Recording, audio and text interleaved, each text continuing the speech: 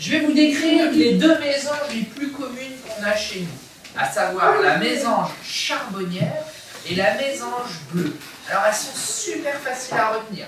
Ça fait pour la mésange charbonnière, elle va avoir un chapeau noir charbon, elle va avoir une petite cravate noire, et puis elle va mettre une belle chemise jaune, jaune poussin, et elle va mettre une cape noire et bleue.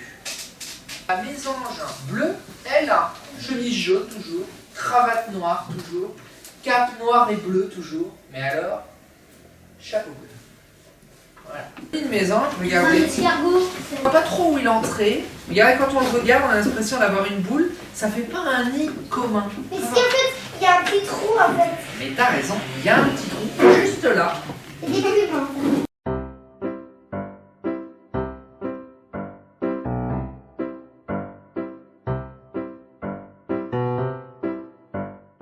On compte avec moi le nombre de morceaux qu'il faut. 1, une entrée. 2, un toit. 3, un dos. 4, un dessous, on se casse la figure. 5, un côté. 6, un autre côté. Mésange, il lui faut une entrée qui soit à sa taille.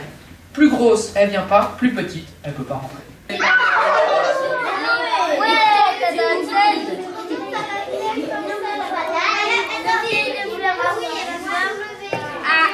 Je prends le dossier.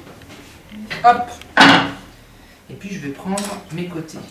Donc vous avez remarqué qu'il y a un côté qui est droit et puis un côté qui est penché pour le toit. D'accord? Puis d'un côté, ça c'est plus grand que celui-là. Vous avez bien remarqué, il ne faudra pas se tromper. Je fais les traces comme ça. Sans plus.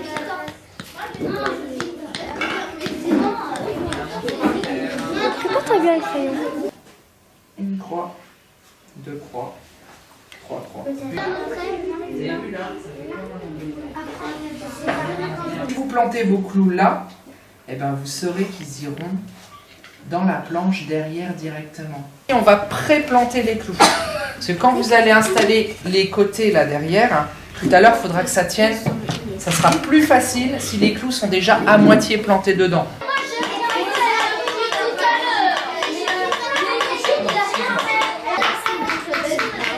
Avec les 6, il va falloir assembler avec les différents côtés.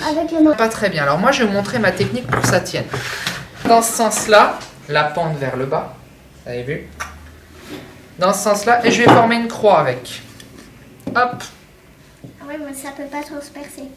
Et comme ça, si on le pose dessus, déjà ça tient tout seul, à peu près. D'accord? Ensuite, il suffit juste de mettre le côté bien bord contre bord, à peu près. Et après, tu tapes sur eux. Et là, on est quasiment sûr que les clous qu'on va planter, ils iront bien dans la planche du dessous. Je le dis parce que ça arrive souvent. Attends, après l'autre, on pourra le mettre comment pour que ça se Tu vas voir, déjà faites les 3 premiers.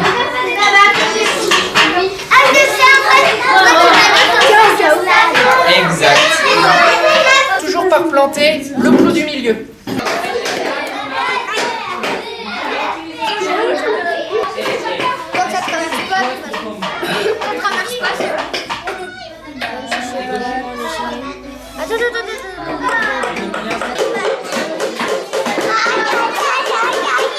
On pourrait.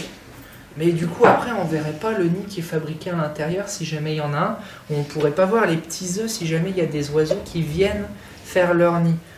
Les œufs de mélange, ils sont tout rikiki grands comme ça, tout blancs avec des petits points rouges. Alors ça, ils sont extraordinaires à voir. On va se fabriquer une petite ouverture.